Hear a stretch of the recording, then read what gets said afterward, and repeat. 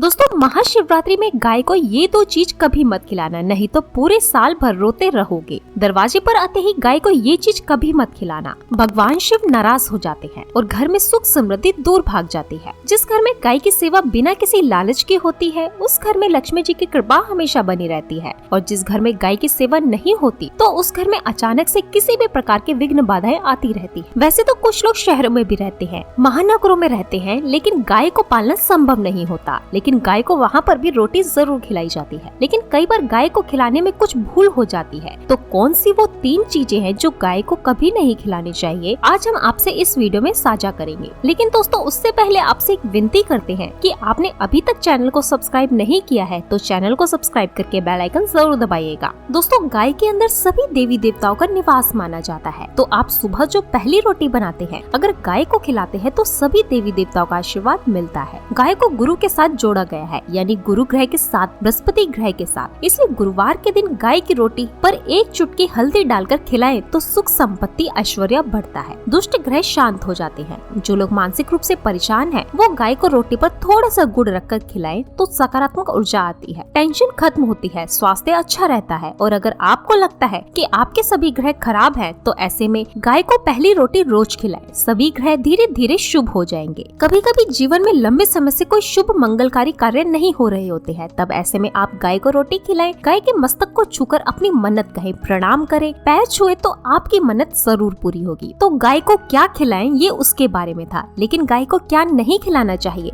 अब हम वो भी जान लेते हैं। दोस्तों, गाय को रोटी तो हर कोई खिलाता है, अभी रोटी बासी बिल्कुल भी नहीं होनी चाहिए, यानी कि जो एक दिन पहले की रोटी बनी होती है और आप जो दूसरे दिन सुबह सुबह खिला देते हैं, वो नहीं खिलानी चाहिए। कई बार आप रोटी बना लेते हैं और उस दिन गाय नहीं मिलती है, रोटी रखी रह जाती है, फिर वो अगले दिन गाय को खिलाने से गाय का अपमान माना जाता है, वो रोटी बासी कहलाती है। इसलिए गाय को एक दिन पहले की बची हुई रोटी कभी नहीं खिलानी चाहिए। सड़ी गली चीजें, खराब चीजें गाय को कभी नहीं खिलानी चाहिए। इससे घर में परेशानी आती है और आप ऐसा करते हैं तो अपनी आदत को बदल ले, इससे घर में तकलीफें आती है। गाय को हरा चारा तो हर कोई खिलाता है, हरा चारा आप खिलाते समय एक बात का ध्यान रखें, गाय को सबसे ज्यादा पीपल का पत्ता लोग खिलाते हैं, पर पीपल का पत्ता आप खुद से तोड़कर मत खिलाना। दूसरी बात, आप घर में सब्जी लाते हैं तो साग आ जाता है, तो उसमें कुछ अच्छी चीजें तोड़कर रखकर बचा कुचा आप गाय को ना खिलाएं। आप जो देंगे गाय वो खा लेगी, लेकिन थोड़ी सी कुछ अच्छी चीजें मिलाकर गाय को खिला दीजिए तो ज्यादा फायदा होगा। गाय को दूध नहीं पिलाना चाहिए, आप दही चावल खिला सकते हैं, लेकिन दूध ताजा हो या बचा हुआ, परंतु गाय को भूल कर भी मत देना। तो 3 चीजें गाय को नहीं खिलानी चाहिए। एक तो बची कुची रोटी नहीं खिलानी चाहिए, कोई भी अनाज बच जाए तो उसे दूसरे दिन गाय को नहीं खिलाना चाहिए, जैसे बासी चावल, बासी बची कुची रोटी नहीं खिलानी चाहिए। और अगर आप चारा खिलाते हैं तो सड़ा गला मत खिलाइए, और अगर खिलाते हैं तो उसके साथ कुछ अच्छी चीजें मिला के गाय को दे दे।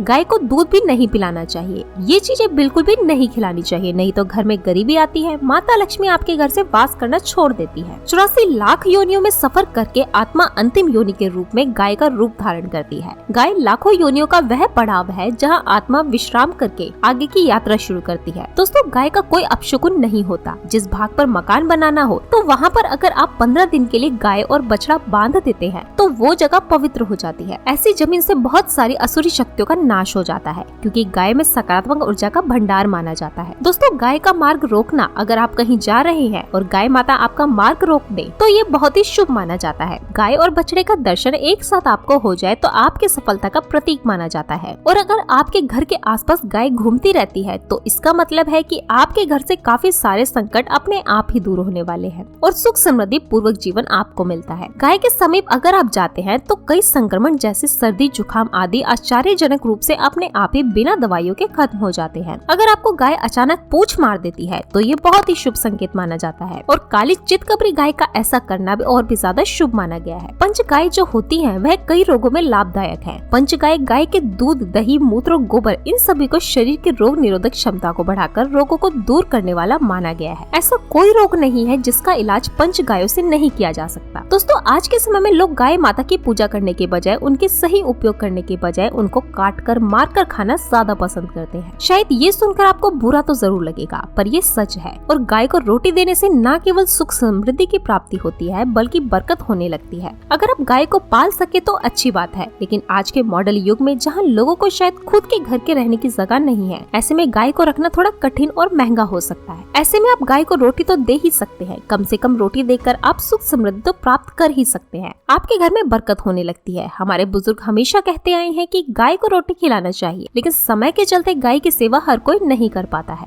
कम से कम रोटी तो आप खिला ही सकते। अगर रोटी भी नहीं खिला सकते हैं तो जैसे काफी सारे जो हमारे भाई बहन विदेशों में रहते हैं तो उनको गाय नहीं मिलती है, वो पूछते हैं कि हम कैसे गौ सेवा करें। आप ऐसा कर सकते हैं कि आप गाय के नाम के पैसे निकालते जाएं और फिर आप चाहे तो कभी इंडिया आए तो आप गौशाला में दान कर दें, या फिर आप चाहे तो वहीं पर किसी गरीब को गाय के नाम की रोटियां खिलाएं और फिर किसी भी अनाथ आश्रम में चले जाएं, किसी वृद्ध आश्रम में चले जाएं, किसी भी दूसरे सफेद पशु को आप भोजन कराएं। ये भी आपके लिए बहुत ही अच्छा होने वाला है। कम से कम रोटी जरूर खिलाएं। दोस्तों, हमारे देश में कई जगह देखा गया है और कई लोगों का प्रश्न आता है कि हम झूठी रोटी गाय को देते हैं, क्या ये सही है या गलत? हम झूठा खाना, बचा हुआ खाना गाय को खिलाते हैं, यानी कि जो बच जाता है वो गाय के हवाले कर दिया जाता है। तो आपको बता दें, रामायण काल में गाय माता को एक श्राप मिला था, उसी वजह से आज उनके साथ ऐसा हो रहा है। उसी श्राप की वजह से गौ माता में देवी देवताओं का वास होने के बाद भी उनको झूठा खाना पड़ता है। यहाँ तक कि गाय पॉलिथीन भी खा जाती है। हालांकि ये किसी भी लिहाज से सही नहीं है। आपको बता दें कि वाल्मीकि रामायण में सीता द्वारा पिंडदान देकर दशरथ की आत्मा को मोक्ष मिलाने का संदर्भ आता है। जो लोग जानते होंगे वह जानते हैं कि वनवास के दौरान भगवान राम, लक्ष्मण और सीता माँ पितृ पक्ष के दौरान श्राद्ध करने के लिए गया धाम पहुँचे। वहाँ श्राद्ध कर्म करने के लिए जरूरी सामग्री जुटाने राम और लक्ष्मण तो चले गए और सामान लेकर नहीं आए। इधर दोपहर हो गई, पिंडदान का समय निकलता जा रहा था। सीता माँ घबराने लगी, तभी दशरथ की आत्मा ने पिंडदान की मांग कर दी। अब गया जी के आगे फाल्गुनी नदी पर अकेली सीता जी मुश्किल में पड़ गई। उन्होंने फाल्गुनी के साथ वट वृक्ष केतकी जी और गाय को साक्षी मानकर बालू का पिंड बनाया और स्वर्गीय राजा दशरथ अपने ससुर के नियमित पिंडदान कर दिया। थोड़ी देर में जब भगवान राम और लक्ष्मण जब लौटे तो उन्होंने कहा कि समय निकल जाने के कारण मैंने पिंडदान कर दिया। बिना सामग्री के पिंडदान कैसे हो सकता है? इसलिए राम जी ने सीता माँ से इसका प्रमाण मांगा। तब सीता माँ ने कहा कि जो फाल्गुन नदी के रेत हैं, केतकी के फूल हैं, गाय और वट वृक्ष है, जो मेरे द्वारा किए गए श्राद्ध क्रम की गवाही दे सकते हैं। इतने में फाल्गुन नदी, गाय और केतकी के फूल, ये तीनों इसको मुकर गए और उन्होंने कहा सीता माँ झूठ बोल रही है, सिर्फ वट वृक्ष ने सही बात कही। तब सीता जी ने दशरथ का ध्यान करते हुए उनसे ही गवाही देने का प्रार्थना की। दशरथ जी ने सीता माँ की प्रार्थना को स्वीकार करके घोषणा की थी, एंड वक्त पर सीता ने मुझे पिंडदान कर दिया। इस पर राम आश्चर्य हुए, लेकिन तीनों गवाहों द्वारा झूठ बोलने पर सीता माँ ने उनसे क्रोधित हो गई और उन्हें श्राप दिया और फाल्गुन नदी से कहा कि जा, तेरा नाम सिर्फ नदी रहेगा, लेकिन तुझ में पानी कभी नहीं रहेगा। इस कारण आप भी जानते होंगे, जो लोग जानते हैं, फाल्गुन नदी आज भी गया धाम में सूखी ही रहती है। दोस्तों, गाय को श्राप दिया कि तू पूज्य होकर भी लोगों का झूठा खाएगी और केतकी के फूल को श्राप दिया कि तुझे पूजा में कभी नहीं चढ़ाया जाएगा। वट वृक्ष को सीता माँ ने आशीर्वाद दिया कि उसे लंबी आयु की प्राप्ति होगी और दूसरों को छाया प्रदान करेगा तथा पतिव्रता स्त्री तेरा स्मरण करके अपने पति की दीर्घ आयु की कामना करेगी। यही कारण है कि केतकी के फूल को पूजा से दूर रखा जाता है। फाल्गुन नदी के तट पर जल नहीं है। सीता कुंड में पानी के अभाव में सिर्फ बालू या रेत में पिंडदान किया जाता है और गाय को झूठा खाना पड़ता है। दोस्तों, शास्त्रों के मुताबिक गाय माता में सारे देवी देवता निवास करते हैं। 33 कोटि देवी देवता और पितृ का निवास होता है। अगर आप किसी मंदिर में नहीं जा सकते, पूजा पाठ नहीं कर सकते, कहीं जाकर के ग्रह दोषों का उपाय नहीं कर सकते हैं, तो आपको गाय को एक रोटी जरूर खिलानी चाहिए। हमेशा कहते हैं कि पहली रोटी गाय को अगर आप भी खिलाते हैं तो आप दुनिया के सारे सुखों को प्राप्त कर सकते हैं। आपने अक्सर सुना होगा कि रसोई में पहली रोटी जो भी बने गाय को दे देनी चाहिए। हर रोज गाय को एक रोटी देने से आपके जीवन के सभी दुख दर्द दूर हो जाते हैं। खाना बनाते वक्त हमेशा पहली एक रोटी गाय की निकाल दे, इसके बाद ही परिवार के सभी सदस्यों के लिए आपको रोटियां सेकनी चाहिए। कोशिश करनी चाहिए कि गाय की उस रोटी में थोड़ा सा हल्दी मिलाएं, इससे गाय को रोटी खिलाने का अपार फल प्राप्त होता है। अगर गुरुवार का दिन सने हुए आटे की लोई बना ले और उसमें हल्दी मिलाकर गाय को खिला दे,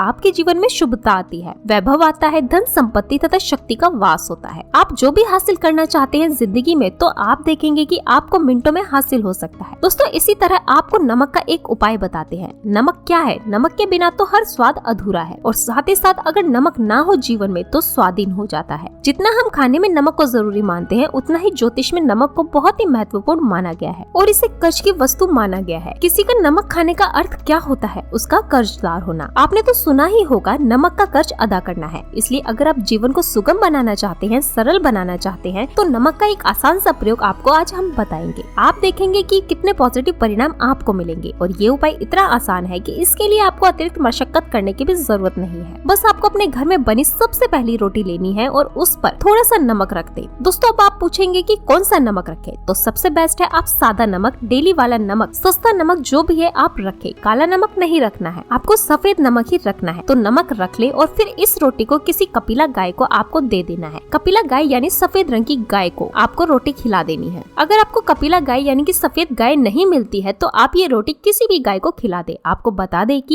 ये उपाय आपकी हर समस्या जड़ से दूर कर देता है। चाहे आपके घर में कोई बड़ी मुसीबत हो, कोई पारिवारिक वाद विवाद हो, सब खत्म हो जाता है। इस उपाय को करके आपके घर में सुख का वास होने लगता है। जो भी धन की कमी हो, बच्चों की पढ़ाई हो, करियर में सफलता हो, सभी मुश्किल आपके जीवन की दूर होने लगती है। लेकिन गाय को रोटी देते वक्त मन में ऐसा कोई भाव न लगा कर रखे कि हम रोटी खिलाते हैं, हम बहुत बड़े दानी हैं। अन्यथा इस स्थिति में फल की प्राप्ति नहीं होगी, ऐसा अपूर्ण माना जाता है। बुरे भाव से गाय को रोटी देने से बुरा ही फल प्राप्त होगा। गाय को रोटी खिलाने से बरकत के अलावा आप देखेंगे कि धन संपत्ति में दिनों दिन बढ़ोतरी होने लगेगी और आपके ग्रह दोषों से आपको मुक्ति मिलती है। आपके घर में या आपको धन की कमी है तो आप कोई उपाय जरूर करना चाहिए। ये उपाय आप किसी भी दिन करें। तो दोस्तों आज के लिए बस इतना ही। सच्चे दिल से कमेंट बॉक्स में लिखे जय गौ माता की, जय माता दी। गौ माता के लिए एक लाइक तो बनता है।